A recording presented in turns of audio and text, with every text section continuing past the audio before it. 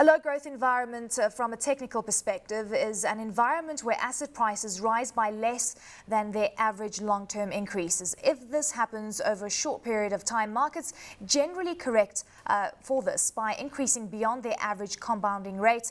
But what happens if this is the case over a whole decade? And with that said, I welcome you gentlemen to the program. Thank you so much for joining us. So Kobe, let's kick off with you. I mean, we're looking at 1969, comparing it to what we could experience here. And the truth of the matter is we've got subdued growth, mostly in developed nations. Even South Africa is mimicking the growth that we're seeing in the developed world, not only from an economic perspective, but also could be from an asset price perspective as well. Yeah, I mean, Eleni, think about the globe like this at the moment. You're sitting in a situation whereby you're sitting with a huge amount of structural shifts globally. You're sitting with a sovereign debt crisis, which in essence has just gone into the back burner, and you don't necessarily have, you don't have massive positive sentiment in the market. All of this means that for the next decade, you might be sitting in a low growth environment. Now, from a South African perspective, you're used to kind of these very large kind of increases in stock prices over time. That means that often people use these to model them in their portfolios. Now, that might not be the case. As a matter of fact, look at your screen over now. Just have a look at your screen now, and you'll see the kind of the environment that we had in from May 1969 and for the decade onwards. You can see all the bars in blue were the big asset classes. So the long-term average equity price increases is basically about 14% per annum, whereas for that decade, you were sitting probably with a return of about 6% per annum. Bonds, you can see slightly better, and you can see the environment there. And if you look at inflation, you're actually sitting with elevated inflation in that environment, which now makes it just an environment that's just so much more tough to beat. Now, what do you do in an environment like that? And I think those are some of the kind of fundamental questions we've got to be answering this evening. Okay, so Roland, what do you do in that kind of environment where you see intense volatility coming through from an economic perspective? How do you play the game? I think we need to separate that there are two types of low growth environments. The one is where we're stuck in a rut in the sense that there's no demand. So the ability to get out of that has to come through some kind of government stimulus, lowering interest rates and hoping that will be sufficient. And then there's probably a low growth environment that is more stressed. So you're getting... You're also stuck in a rut, but there are some volatilities around that. At the moment, we have very high commodity prices. Inflation and currency volatilities are all at record levels. So this is creating a low growth environment with stress. So in that kind of environment, you have to have a totally different mindset and view of where to invest and how to invest. And you've got to be much more tactical than in a sort of Japan 20 years ago kind of environment. Absolutely. Okay, so Albert, over then to you. Looking at the environment where you take real GDP into consideration, looking at also the returns that we've been experiencing, and if we take real GDP into consideration, we haven't even really been hitting the mark over the last couple of years, except for the rally after the crisis, and of course that was off a very low base. I think you're entirely right. We have been struggling to reach the GDP levels we've become used to. If you look back in the last, just the last 10 or 20 years, whenever we've had a recession or a mild economic slowdown, we've picked up and we've rallied pretty quickly thereafter. Asset prices, economic growth, etc. What we have now, however, is a bit of a more complicated scenario. We have a banking system that's struggling due to sovereign debt issues. We have the sovereign debt issues themselves. We have the banks that aren't lending out as much money. In essence, it's a financial crisis that's been going on for a long time. And if you look at financial crises in history, which are a lot less common than your average recessions, it takes quite a bit longer for you to exit from those financial crises and to return to normality. Okay, Kobe, so over to you. Do you agree with that? Let me maybe just show you another graphic and just maybe show you how bad it actually was in 1969. If you have a look at your screen over there, I'm assuming that I invested 100 Rand in the South African market. You can see where inflation goes over time. That's the purple line. If you left all your money in cash, you would have achieved the green line. And you can see that if you were in either equities or bonds, you would achieve either that red line or you would have achieved the blue line. And I mean, just look at the equity prices. Equity prices literally start losing money and then don't gain momentum beyond CPI for a very, very long period of time. And as a matter of fact, if I just go one slide ahead, you'll be able to see it for the American scenario as well. And as a matter of fact, in the American scenario, you're seeing, in essence, where cash sometimes don't even hold true to inflation. Look at the cash line, which is that green line that you're seeing running through time there, relative to inflation. A massively difficult environment to be in. And I mean, Eleni, the interesting thing is if we go back to 69, the big issue there was that we had a decoupling between gold and the US dollar. And the decoupling that happened was literally a structural shift in a way in which currencies price, economies price, and in essence how all asset classes price. And I suppose, Albert, that is what was just such a huge thing to get your mind around in 1969 if you had to invest in that environment. That had obviously a huge amount of ramifications from an inflation perspective and from an economic policy perspective. I mean, much of that could potentially also happen today. Yeah, I mean, you're right. A large part of where your equity and your growth goes to and your portfolio performance goes to depends on your entry point. If you invested in 1969 in the US, if you invested in 2000, 2001 in the US, the last 10 years you didn't get a lot of performance. If you invested in Japan at the end of their boom, you're still not in positive performance. So it depends to a large extent of when you enter. And if you look at the moment at where the world is now, there's also a lot of the structural shifts going on. We have negative population growth in Japan, several other first world countries. We have a lot of countries overseas that are facing economic problems. We have a resurging China, a resurging developing markets. So there's a lot of structural changes in the global economy, and a lot of uncertainty comes along with it. Yeah. Okay, so Roland, can we actually compare ourselves to what we saw in 1969? Because we saw a shift happening with regards to the gold standard back then. And given the fact that we've got a very big debt overhang on a global level, this is still not feeding through into the inflation numbers, at least in the US. In Europe, inflation is a bit of a problem. In China, inflation is a bit of a problem. In the emerging market space, slightly more elevated than what we see in the developed market. It all depends on inflation, and I do think it is quite different. There are probably some similarities to 1969, but what we have at the moment is the risk. Well, as I said earlier on, there are two types of low growth. You've got high inflation low growth and low inflation low growth. Typically, the most common thing is inflation slows down or decreases as growth slows down. That's the definition of a slow economy, is that there's no pricing increases coming through.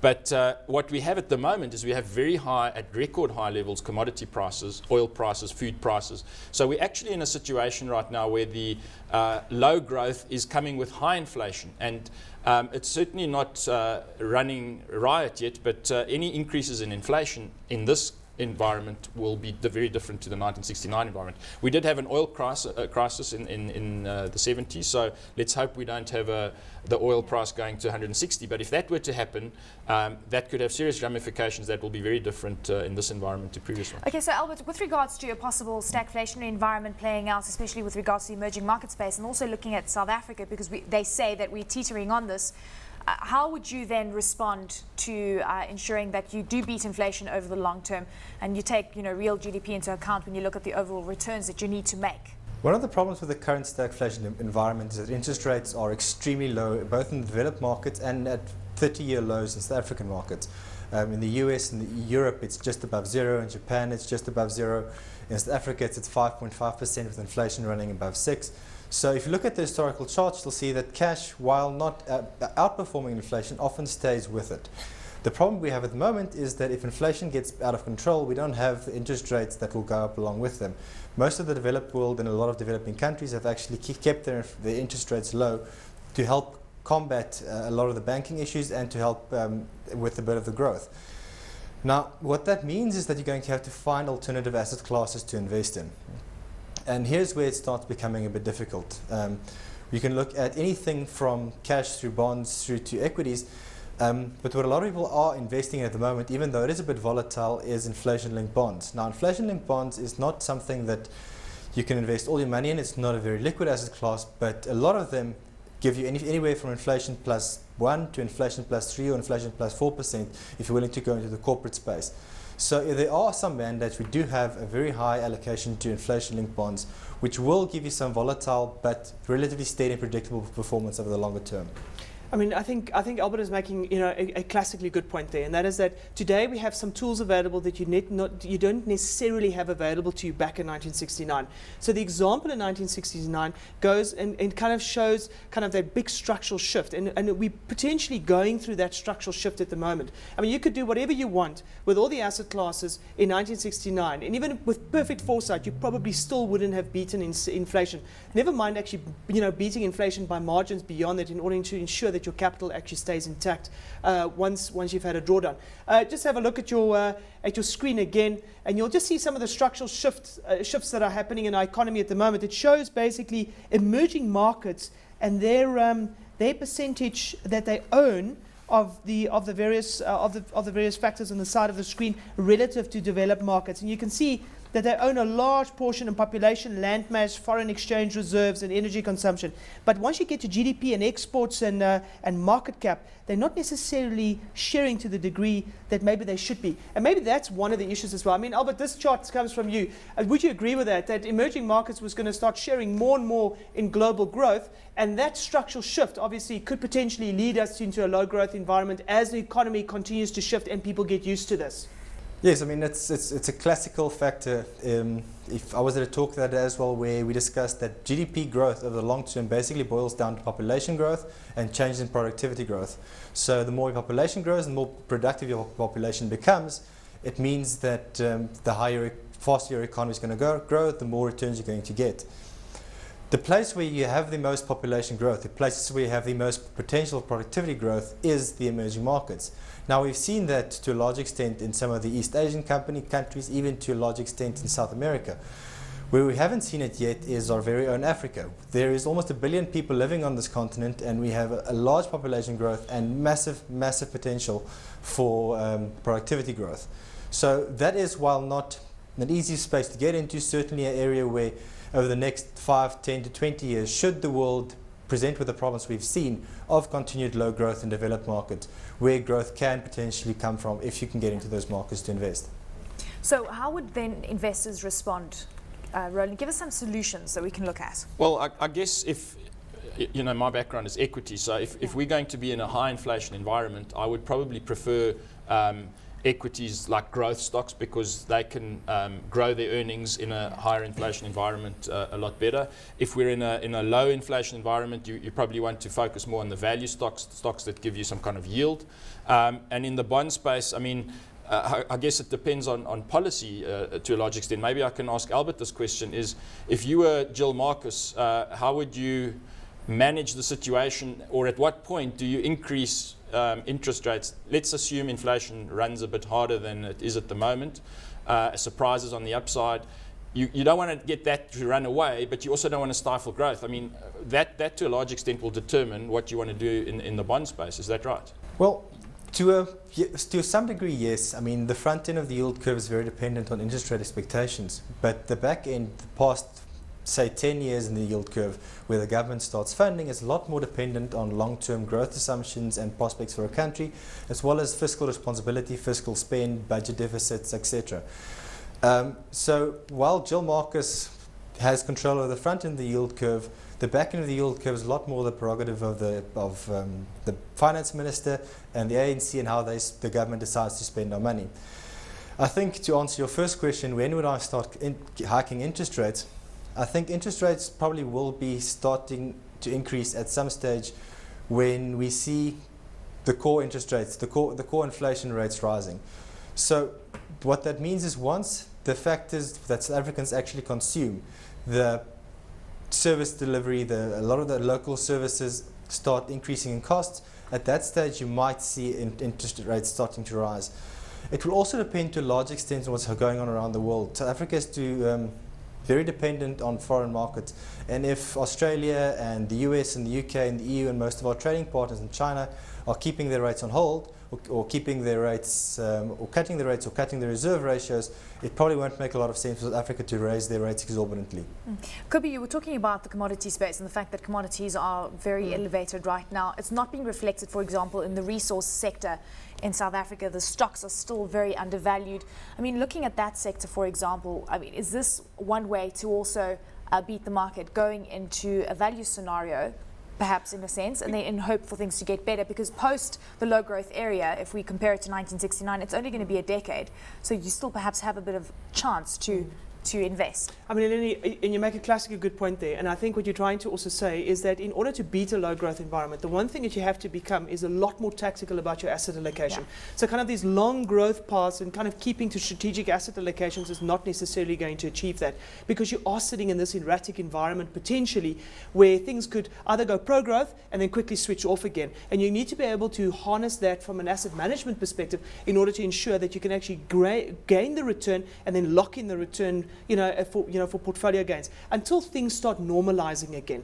And that is going to take time. It's just something which is going to take time, and we're going to have to get used to that. When do you think we're going to be in a low growth environment for 10 years, for a decade? Well, I don't know about the time frame as far as this is concerned. Often people say economic cycles run in 10-year cycles. So hence the 10 years, that's where everybody comes up with the 10-year, the 10-year dilemma.